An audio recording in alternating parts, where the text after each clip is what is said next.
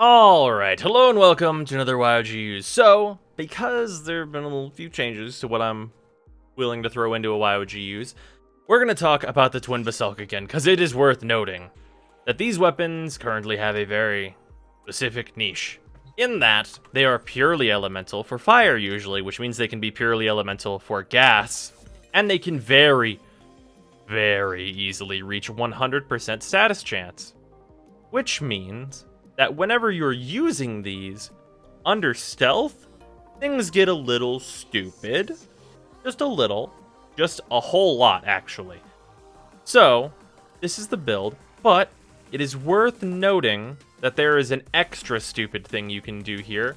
If you put some form into this, and then instead of Life Strike, you use Condition Overload, and then you bring Loki, and you're using the Swirling Tiger stance, you're constantly proccing gas, you can hit your 4 to put radiation on all the enemies, and then Swirling Tiger, the pause combo with the Twin Basolk, will proc fire on everyone in an AoE, which means you can get an extra 180% damage. Which turns out, that's real fucking good. So if you want to be crazy, that's a build you can do.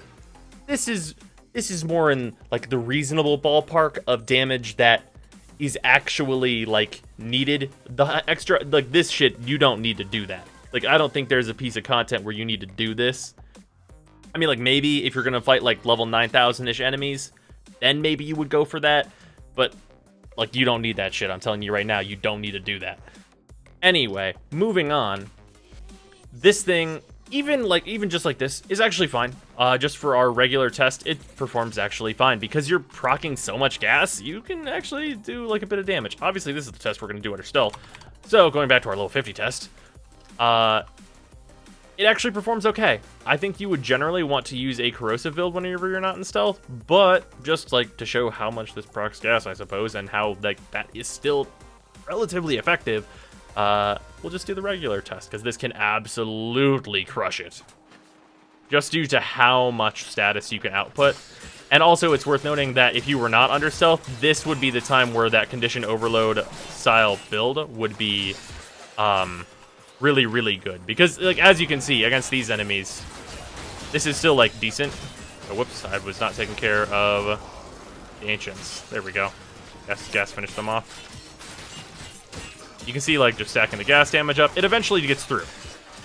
Like, eventually you get to it. Like, you get to the meat of the problem because you're just stacking so much dot. And because every single hit you do stacks the dot, and you've got, like, the nice knockdowns of the stance and stuff, like, you can work through. It's not that hard for these weapons. You just, like, bust it out a little bit. Especially once you get your multiplier going. Like, we got the 3x now. That helps a ton.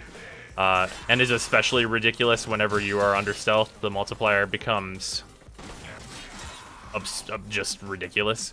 But yeah, you can see like just the gas build just regularly against these guys is totally fine. Because it is just so consistent.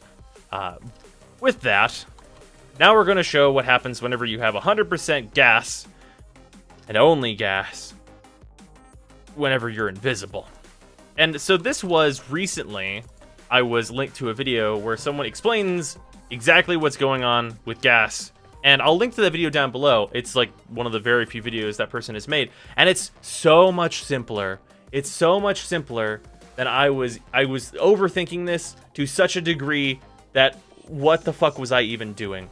It is so clearly a bug. So basically what happens is you get your regular gas multiplier, and that stuff's all normal.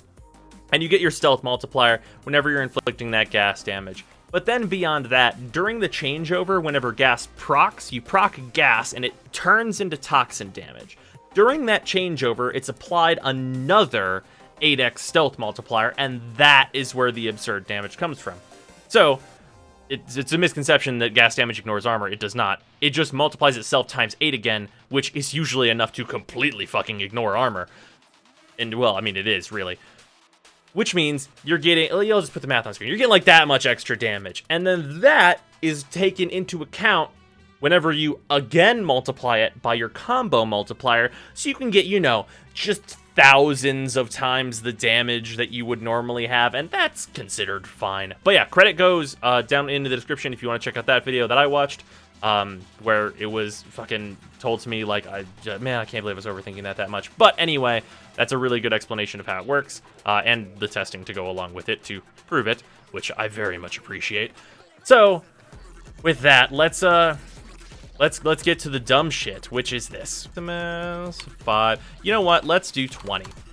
Because whenever you have such consistency as to be proccing gas this much, we'll probably be able to clear 20 in 25 seconds. I think that that's not unreasonable, actually.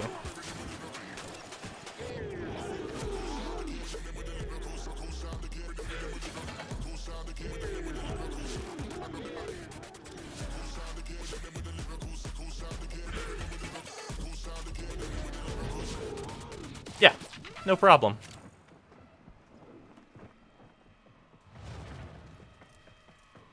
Had time to spare, even.